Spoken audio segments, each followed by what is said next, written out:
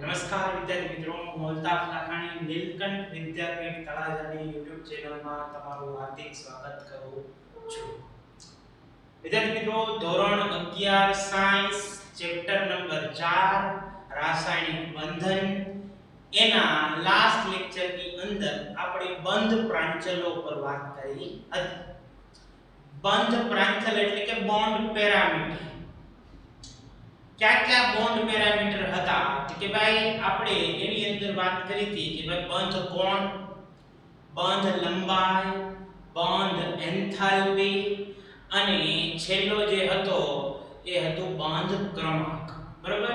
તો પહેલા જે સ્ટાર્ટિંગ ના ત્રણ આપણે બોલ્યા એની આપણે ચર્ચા ક્લાસ લેક્ચરમાં કરી. છેલ્લો બંધ પ્રાંચલ જેનું નામ છે બંધ ક્રમાંક એની આજે આપણે વાત કરવાની છે. વિદ્યાર્થી મિત્રો, બંધ ક્રમાંક એટલે શું? તો કે ભાઈ બંધ ક્રમાંક એટલે બીજું કાંઈ નહીં કે ભાઈ લુઈસ બંધારણ દર્શાવીએ આપણે અથવા તો સહસંયોજક બંધ દ્વારા જે લુઈસ બંધારણની રજૂઆત થાય તો એ લુઈસ બંધારણમાં પરમાણુઓ વચ્ચે બનેલા બંધની સંખ્યાને એને કહેવાય છે બંધ ક્રમાંક. બરોબર છે? તો આપણે લખી શકીએ અણુ અથવા આયન ના લુઈસ બંધારણમાં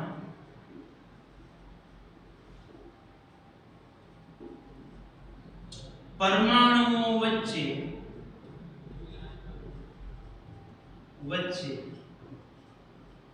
બનતા સહસંયોજક બંધની સંખ્યાને બંધ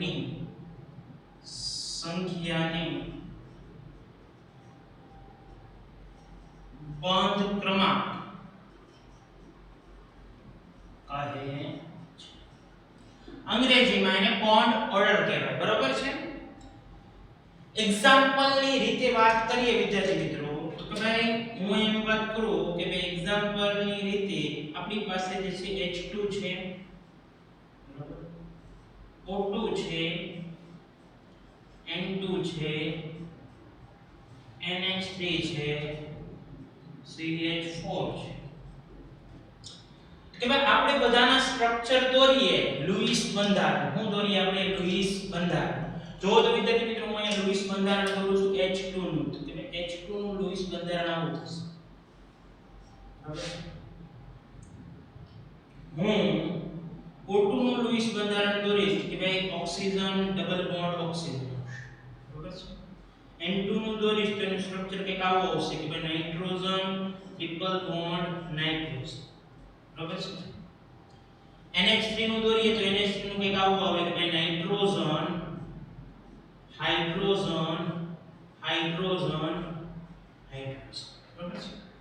તો વિદ્યાર્થી મિત્રો આની અંદર તમે જોઈ શકો કે ભાઈ આમાં બે પરમાણુ વચ્ચે બંધ કેટલા છે? એક છે. કે ભાઈ બંધ ક્રમાંક કેટલો થશે? 1. આમાં કેટલા બંધ છે? બે બંધ છે. એટલે બંધ ક્રમાંક કેટલા થાય? 2. નાઇટ્રોજન નાઇટ્રોજન કેટલા બંધ છે? કે ભાઈ 3 બંધ છે. એટલે બંધ ક્રમાંક કેટલા થશે? 3 થશે. જો તમે આની અંદર કે ભાઈ નાઇટ્રોજન કેટલા, હાઇડ્રોજન કે ભાઈ 3, તો 1 2 ને 3 તો બંધ ક્રમાંક થશે એનો કેટલો?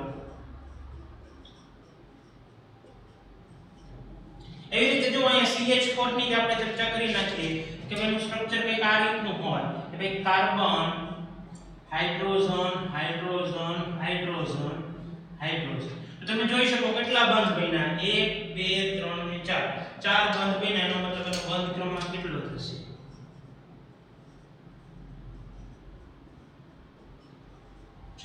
તો બંધ ક્રમાંક એ કઈ બીજી વસ્તુ નથી. શું છે કે ભાઈ એ બે પરમાણુઓ વચ્ચે બંધની સંખ્યા એને કહેવાય બંધ ક્રમાંક કહેવાય. અંગ્રેજીમાં બોન્ડ ઓર્ડર કહેવાય. બરાબર છે? આ વાત થઈ ગઈ સામાન્ય. હવે આપણે વાત કરીશું સમ ઇલેક્ટ્રોનીય અણુ હોય. કેવા હોય? સમ ઇલેક્ટ્રોનીય. તો આપણે એમ લખી શકીએ કે ભાઈ સમ ઇલેક્ટ્રોનીય અણુ છે નો બંધ ક્રમાંક સમાન સમ ઇલેક્ટ્રોનની અણુમાં બંધ ક્રમાંક સમાન હોય છે. કઈ એક્ઝામ્પલ ની રીતે લઈએ આપણે તો વિદ્યાર્થી મિત્રો આપણી પાસે એક્ઝામ્પલ છે કે ભાઈ F2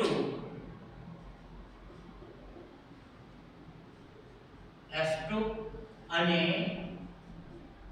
O2 -2 વિદ્યાર્થી મિત્રો જો તો F2 છે એની અંદર ઇલેક્ટ્રોન કેટલા થાય કે ભાઈ ફ્લોરિન 1 હોય ને તો એમાં 9 ઇલેક્ટ્રોન થાય. કેટલા ઇલેક્ટ્રોન થાય? 9. પરમાણુ ક્રમાંક જેટલા હોય એટલા ઇલેક્ટ્રોન હોય. F2 હોય એનો મતલબ 9 દુ ને 18 ઇલેક્ટ્રોન થશે. કેટલા ઇલેક્ટ્રોન થશે?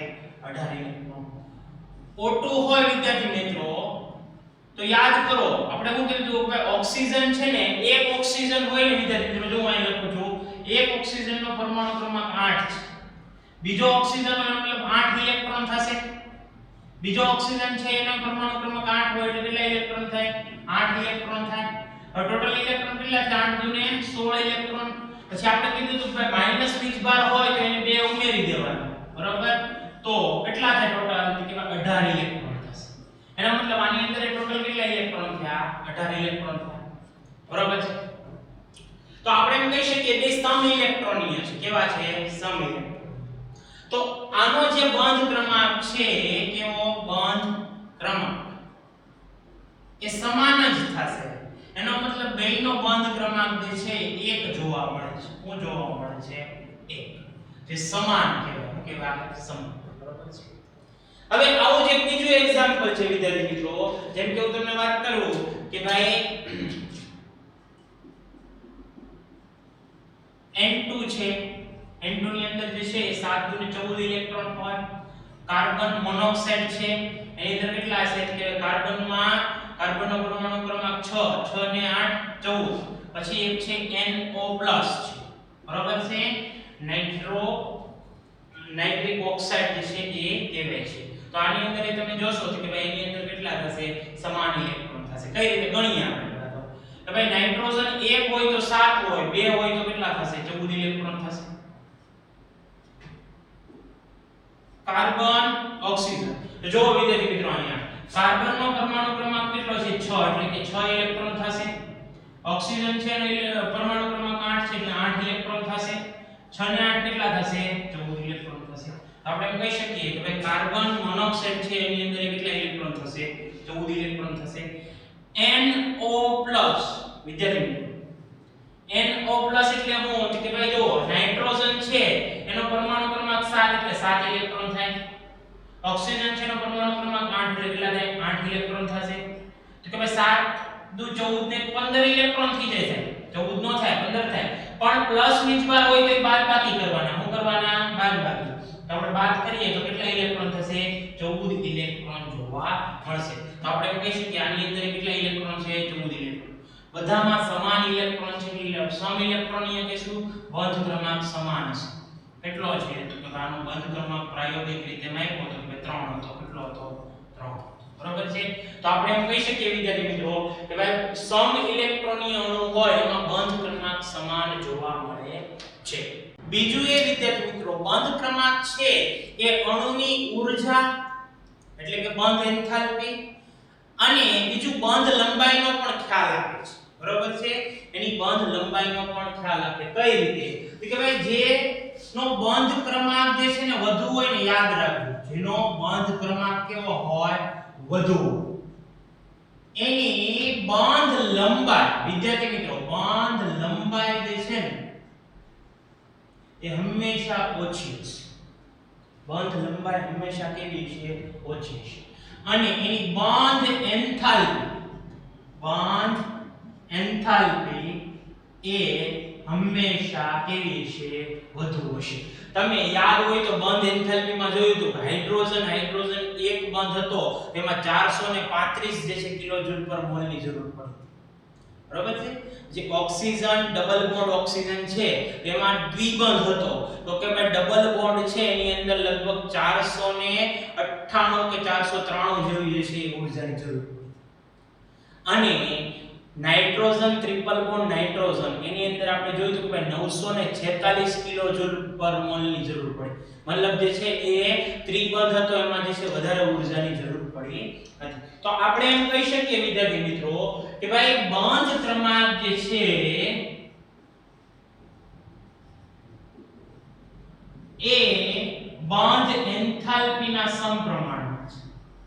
બંધ એન્થાલ્પીના કેવા છે? સમપ્રમાણમાં છે. પરંતુ બંધ લંબાઈના કેવા છે? એ વ્યસ્ત પ્રમાણમાં છે. સોરી, એના કેવા છે? વ્યસ્ત પ્રમાણમાં છે, આપણે એમ કહી શકીએ છીએ. બરોબર છે? તો તમને અહીંયા ક્વેશ્ચન આપ્યો હોય, બરોબર છે? H2O2 અને N2 ને બંધ લંબાઈના ચડતા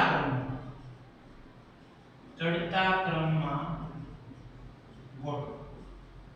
હવે વિદ્યાર્થી મિત્રો, હવે તમને ખબર છે કે હાઇડ્રોજન છે એની અંદર એક બંધ છે, O2 છે એની અંદર દ્વિબંધ છે, N2 છે એની અંદર ત્રિબંધ છે. તો આપણે બધાને ખબર છે કે બંધ ક્રમાંક છે, બંધ ક્રમાંક એનો ક્રમ જે છે ચડતો ક્રમ શું છે? તો કે ભાઈ H2 O2 N2. નો મતલબ N2 નો બંધ ક્રમાંક વધુ છે, બરોબર છે? હવે બંધ લંબાઈ માટે કીધું હોય તો આપણે એમ કહી શકીએ બંધ ક્રમાંકનો વિરોધી હોય. બંધ ક્રમાંકનો કેવો હોય? વિરોધી. તો આપણે બંધ લંબાઈ માટે જોઈએ ને કે ભાઈ બંધ લંબાઈ છે એ સૌથી ઓછી કોની હશે? તો કે ભાઈ N2 ની. બરાબર. બંધ લંબાઈ સૌથી ઓછી કોની હશે? N2 ની. પછી O2 ની આવશે. સૌથી વધારે બંધ લંબાઈ કોની હશે? તો કે H2 ની છે. કોની છે? H2. તો આ પ્રાયોગિક રીતે જે છે સાબિત થયેલું છે. તો આવી રીતે આપણે જે છે જો બંધ ક્રમાંક જાણતા હોય તો આપણે બંધ લંબાઈનો ક્રમ અને બંધ એન્થાલ્પીનો ક્રમ પણ જાણી શકીએ છીએ. તો આ પેરામીટર્સ જે છે ત્રણે ત્રણ પેરામીટર્સ એકબીજા સાથે સંકળાયેલા છે. બંધ કોણ છે એ આનાથી તદ્દન અલગ પડે છે, જેની મેં તમને વાત કરી કે આપણે અલગથી એના લેક્ચર લેશું નીટ જેડબલઈ લેવલ પર.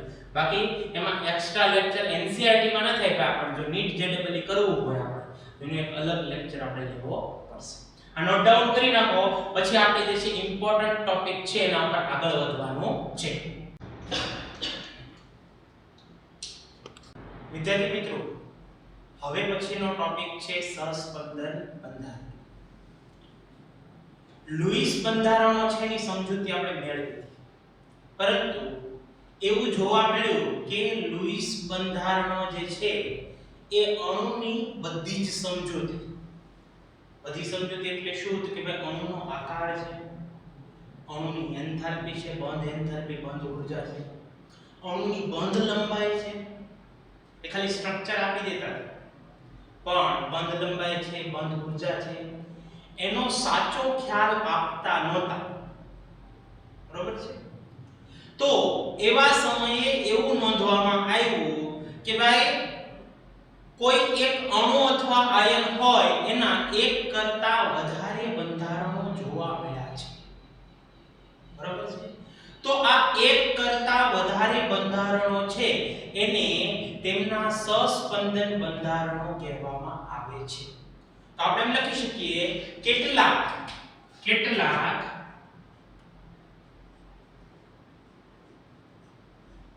બધા નહીં, બરોબર? કેટલાક અણુ અથવા આયનના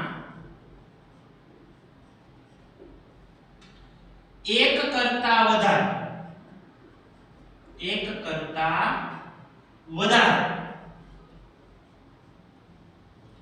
લુઈસ બંધારણો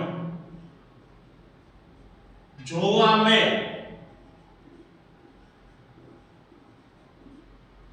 તો આ બંધારણોને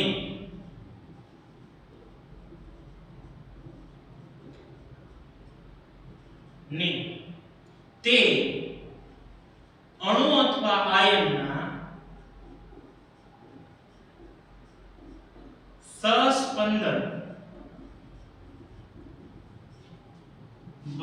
બંધારણો કહે છે. બરોબર છે. હવે વિદ્યાર્થી મિત્રો, સસ્પેન્શન બંધારણો જે છે એ ખરેખર અણુના સાચા બંધારણો હોતા નથી. બરોબર છે. લખી નાખીએ પહેલા, પછી હું તમને સમજાવું. બરોબર છે.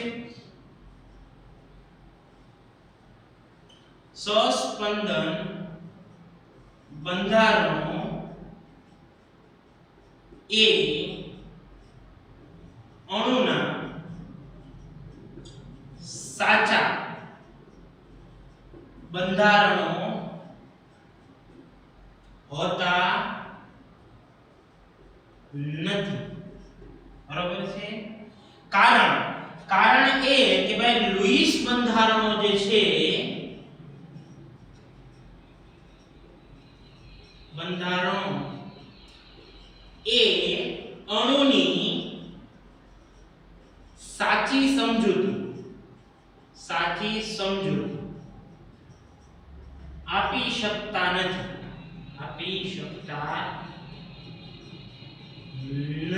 બરોબર છે. માટે આપણે એમ કહી શકીએ સહસ્પંદન બંધારણો એ અણુના સાચા બંધારણો હોતા નથી. તો તમને એમ કહેશે વ્યાખ્યાઓ કરો પણ કે સમજાવો તો ખરા, એક્ઝામ્પલ તો આપો. તો આપણે એક્ઝામ્પલ લઈએ કે ભાઈ એક્ઝામ્પલ તરીકે આપણે ઓઝોનની વાત કરીએ કે ભાઈ O3 ના સસ્પંદન બંધારણ.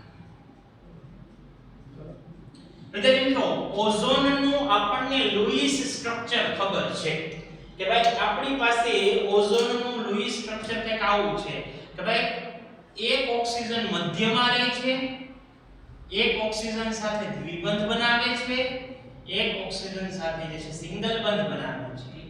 બરાબર છે.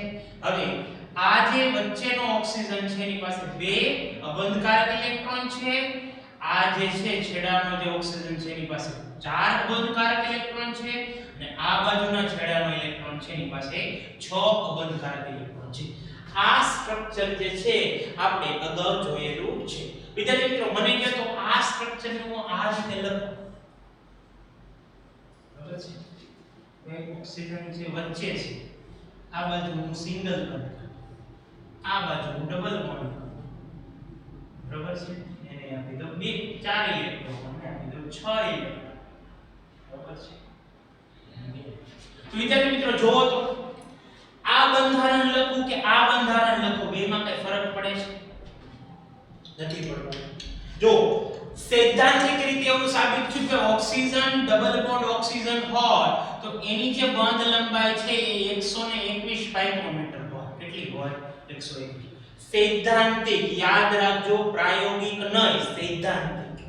અને ઓક્સિજન સિંગલ બંધ ઓક્સિજન હોય તો 148 પાઇકોમીટર હોય. બરાબર. એનો મતલબ હું આ સ્ટ્રક્ચરને આ રીતે પણ લખી શકું, આ સ્ટ્રક્ચરને આ રીતે પણ લખી શકું. ખાલી બંધ ચેન્જ કરીને ખાને ફેરવી નાખ્યા. આપણે થોડોક આમ ઘુમાવી દીધો. ઘુમાવી દીધોનો મતલબ આ જે ઓક્સિજન છે આ બાજુ આવી ગયો, આ ઓક્સિજન પાછળથી ફરીને આ બાજુ. બરોબર. તો અહીંયા કહી શકું કે ભાઈ આની બંધ લંબાઈ 121 પાઇકોમીટર થાય અને આની બંધ લંબાઈ કેટલી થાય? 148 પાઇકોમીટર. તો એમ કહી શકીએ કે ભાઈ ઓઝોન છે એના એક કરતા વધારે, એટલે કે આ એક અને આ બીજું, એટલે કે આને હું એક કહી દઉં અને આને જે છે એ હું બીજું. બરાબર છે. તો આપણે એમ કહી શકીએ ઓઝોનના બે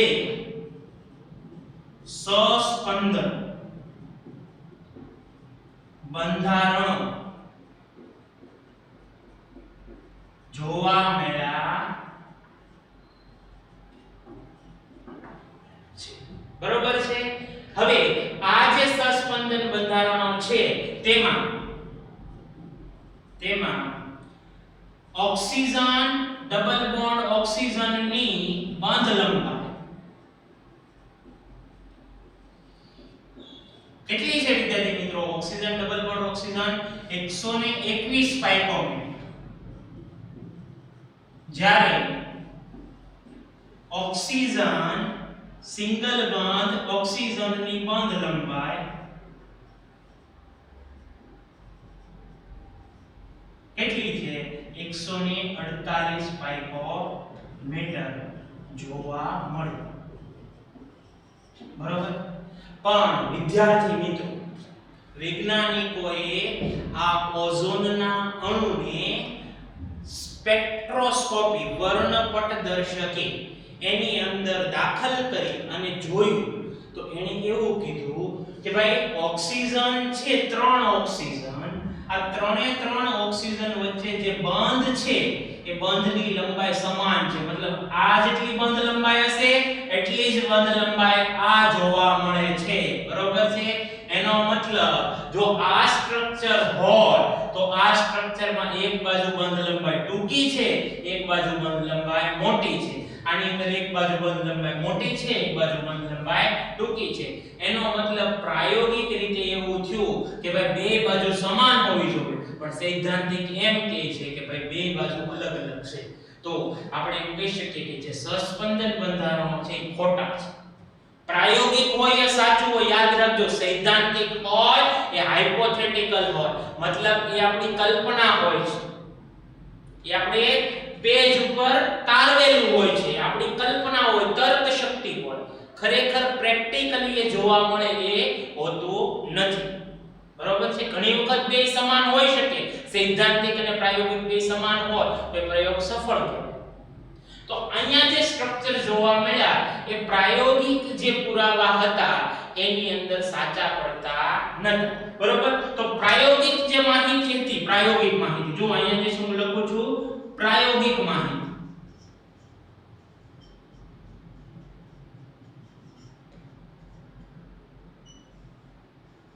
પ્રાયોગિક માહિતી શું કહે છે કે ભાઈ ઓઝોનમાં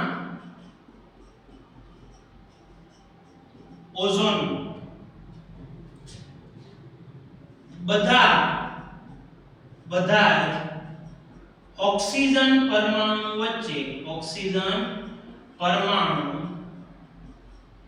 વચ્ચે સમાન બંધ લંબાઈ જે એમને માપી હતી એ બંધ લંબાઈ હતી 128 પાઇકોમીટર જોવા મળે છે અને તે બધા જ બંધની બંધ ઊર્જા બંધ એન્થાલ્પી પણ સમાન મળે છે. હવે વિદ્યાર્થી મિત્રો જોવો તો હું એમ કહું ડબલ બોન્ડ છે મતલબ આને તોડવા માટે વધુ ઊર્જા જોશે. આ જે છે ડબલ બોન્ડ છે તો એને વધુ ઊર્જા જરૂરી છે. એને તોડવા હોય તો વધારે ઊર્જા જરૂરી છે. આ સિંગલ બોન્ડ છે એકલ બોન્ડ એટલે ઓછી ઊર્જાની જરૂર છે. ઓછી ઊર્જાની જરૂર. એનો મતલબ એમ થયો કે ભાઈ પ્રાયોગિક માહિતી એમ કે ભાઈ આને જેટલી ઊર્જા આપવી પડે એટલી જ ઊર્જા આને આપવી પડે. એવું નહીં કે આને વધારે ઊર્જા આપો ત્યારે તૂટે આને ઓછી ઊર્જા આપો તો તૂટી જાય એવું નહીં. બેયને સમાન ઊર્જા આપો તો એ કોની અંદર પોસિબલ થાય કે ભાઈ આની અંદર પોસિબલ થાય કે બે બાજુ 128 હોય તો આપણે એમ કહી શકીએ કે ભાઈ એ જે છે એ સમાન બંધ લંબાઈ છે મતલબ ઊર્જા કેવી છે સમાન છે. તો એવું તારણ બહાર પાડ્યું પ્રાયોગિક માહિતી પરથી કે ભાઈ આ સહસ્પંદન બંધારણો છે એમનું એક સરેરાશ બંધારણ હોય અને આ સરેરાશ બંધારણ છે ને સહસ્પંદન સંકર બંધારણ કહેવાય છે. અહીં આપણે લખીએ કે ભાઈ સહસ્પંદન બંધારણો નું એક સરેરાશ બંધારણ હોય કે જેમાં બધી બંધ લંબાઈ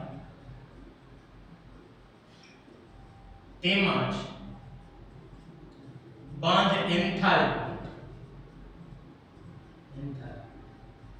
સમાન જોવા મળે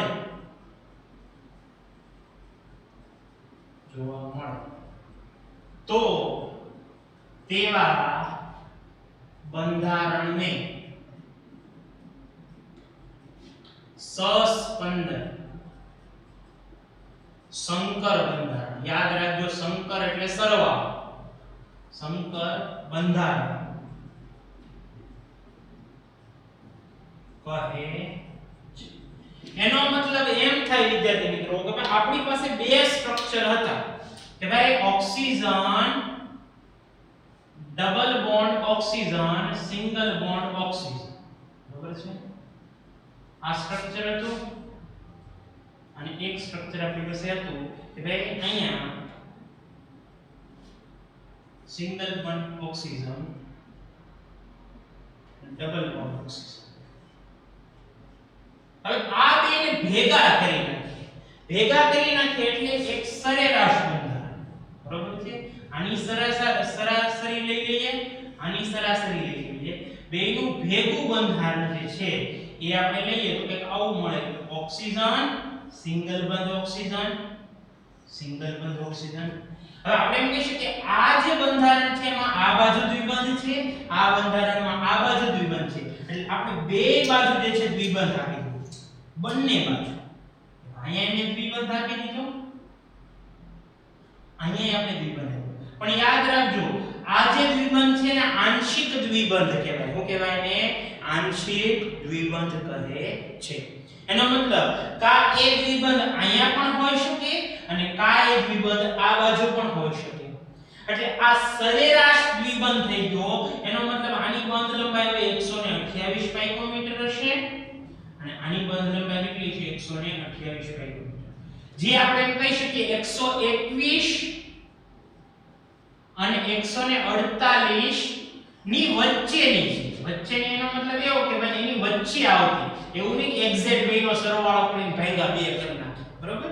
એટલે એ બે વચ્ચેની એક બંધ લંબાઈ જે છે જોવા મળે છે. તો આ એની એવરેજ બંધ લંબાઈ છે. કેવી? એવરેજ બંધ લંબાઈ, સરેરાશ બંધ લંબાઈ છે. અને સરેરાશ બંધ લંબાઈ એની પ્રાયોગિક માહિતીને પુરવાર કરે છે. તો આપણે એમ કહી શકીએ કે ભાઈ અહીંયા પહેલું સ્ટ્રક્ચર છે, આ એનું બીજું સસ્પંદન બંધારણ છે અને આ જે ત્રીજું જે સસ્પંદન બંધારણ છે, બરોબર છે, એને કહીશું આપણે સસ્પંદન સંકર બંધારણ. સસ્પંદન સંકર બંધારણ એ અણુનું સાચું બંધારણ હોય છે. લખી શકીએ આપણે ભાઈ સસ્પંદન સંકર બંધારણ એ અણુનું સાચું બંધારણ દર્શાવે છે. બરાબર છે ભાઈ? તો આ સાચી માહિતી જે છે એ એનું આ બંધારણ દર્શાવે છે. ઉપરાંત બીજી એક વાત કે ભાઈ આ જે સસ્પંદન બંધારણો હતા, જે કેવા બંધારણો કહેવાય કે ભાઈ વિહિત બંધારણો, ખોટા બંધારણ, બરોબર છે. અને આ જે છે એનું સાચું બંધારણ કે ભાઈ સસ્પંદન સંકર બંધારણ કે ભાઈ આની અંદર ધારો કે હું એમ કહું ભાઈ અંદાજ તો એક્ઝામ્પલ ની રીતે સમજાવું કે ભાઈ અહીંયા જે છે મારે આને તોડવા માટે મારે ધારો કે 200 કિલો જૂલ પર મોલ ની જરૂર છે. હું એક્ઝામ્પલ ની રીતે લઉં છું વિદ્યાર્થી મિત્રો. અને આને તોડવા માટે મારે 150 કિલો જૂલ પર મોલ ની જરૂર છે. તો ઓવરઓલ આખો જે અણુ છે ને તોડવા માટે મારે કુલ ઊર્જા કેટલી વપરાય કે મારે કુલ ઊર્જા જે છે 350 કિલો જૂલ જેટલી વપરાશે. કેટલી? 350.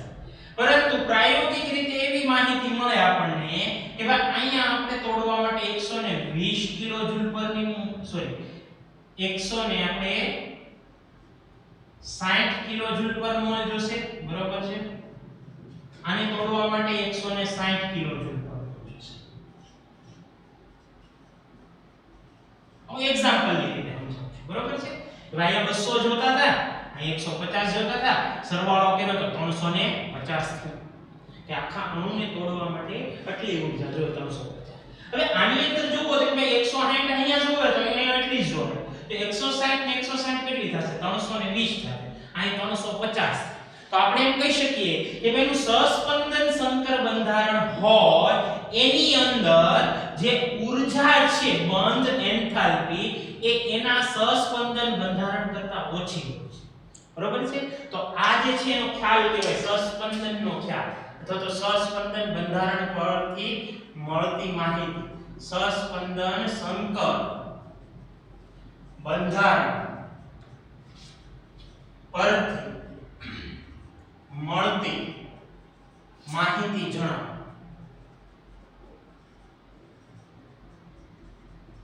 તો એમાં પહેલો મુદ્દો આ થાય કે ભાઈ અહીં બરોબર છે સહસ્પંદન સંકર બંધારણ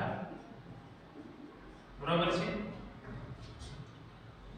એની જે બંધ એન્થાલ્પી છે બંધારણની બંધ એન્થાલ્પી એટલે બંધ તોડવા માટે જરૂરી ઊર્જા. બંધ એન્થાલ્પી એ સહસ્પંદન બંધારણો જે હોય સહસ્પંદન બંધારણો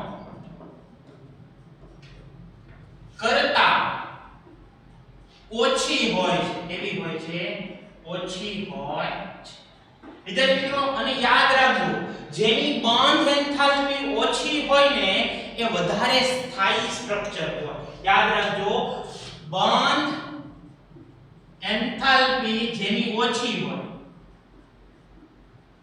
કેવી હોય? જેની ઓછી હોય બરોબર છે એ વધારે સ્થાયી હોય. એની સ્થાયીતા કેવી છે કે એની સ્ટેબિલિટી વધારે છે બરોબર છે એની સ્ટેબિલિટી વધારે હોય. એનો મતલબ આપણે એમ કહી શકીએ બીજો મુદ્દો કે ભાઈ સહસ્પંદન સંકર બંધારણ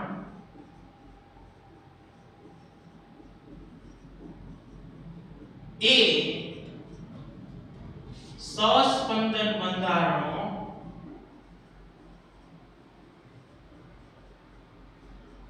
કરતા વધુ સ્થાયી હોય છે. વધુ સ્થાયી હોય છે બરાબર છે કે ભાઈ વધારે સ્ટેબલ કોણ કહેવાય કે ભાઈ સહસ્પંદન સંકર બંધારણ. બરાબર. હવે પછી તમને એમ પૂછે વિદ્યાર્થી મિત્રો કે ભાઈ તમને બે અણુ આપી દીધા. હાલો તમને એમ કહી દીધું કે ભાઈ આપણી પાસે ઓઝોન છે અને એક તમને આપી દે ભાઈ CO3 માઈનસ છે કે ભાઈ આ બેમાં વધારે સ્ટેબલ કોણ? એમ બે અલગ અલગ અણુઓ આપ્યા તો આપણે જે છે શું કરવાનું ખબર છે? ઓઝોનના સહસ્પંદન બંધારણો જોવાના કેટલા મળ્યા? બે મળે. CO3 - 2 ના સહસ્પંદન બંધારણો જો એના તમે જોશો તો લગભગ 3 મળશે.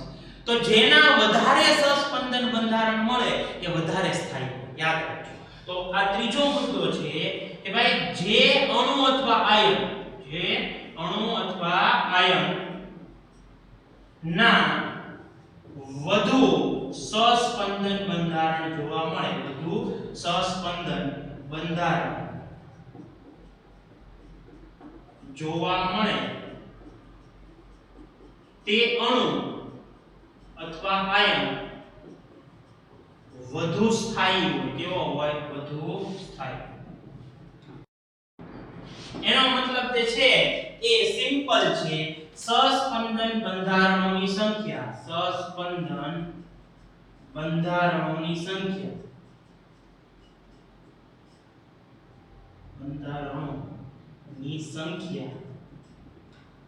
જેમ વધુ એમ સ્ટેબિલિટી કેવી વધારે, સ્થાયીતા પણ જે છે એ વધે છે.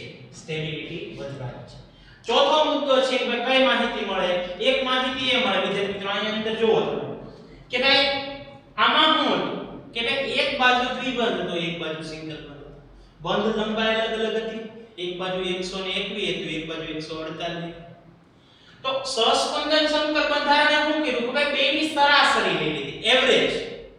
તો કે ભાઈ સમાન બંધ લંબાઈ અને સમાન ઊર્જા બધાની માહિતી આપે છે. તો તમે સસ્પંદન સંકર બંધારણ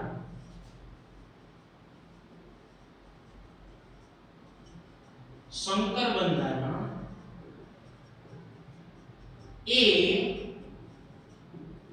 બંધોની સરાસરી તેમજ બંધ એન્થાલ્પી ની સરાસરી દર્શાવે છે. બરાબર છે. તો વિદ્યાર્થી મિત્રો આ હતું આપણું સસ્પંદન બંધારણ અને સસ્પંદન બંધારણની અંદર મળતી માહિતીઓ છે. બરાબર છે વિદ્યાર્થી મિત્રો, એનસીઈઆરટી તમે અડશો અથવા જોશો તો તમને આમાં કાંઈ ટપકો નહીં થાય. એક વખત તમે જે છે એ બેયનું કમ્પેર કરી લેજો કે ભાઈ સાહેબે જે ભણાવ્યું છે અને એનસીઈઆરટી પુસ્તક છે એની અંદર જે શબ્દો વાપર્યા છે, જે વ્યાખ્યા વાપરી છે, એમાં તમને સમજાય છે કે આમાં સમજાય છે. એક વખત કમ્પેરિઝન કરજો. આ જે ટોપિક છે તમને બહુ સરળતાથી યાદ થઈ જશે. બરાબર છે. આજનો જે ટોપિક છે આપણે અહીંયા સુધી સીમિત રાખશું. બે ઉદાહરણો છે આના ઉપરના, એક CO3 - 2 અને એક છે CO2. એ બેયના સસ્પંદન બંધારણો આપણે જોવાના છે અને એની અંદર શું ડિફરન્સ છે, કઈ રીતે સસ્પંદન બંધારણો બનાવવા, એની ચર્ચા આપણે આવતા લેક્ચરમાં કરશું. Thank you.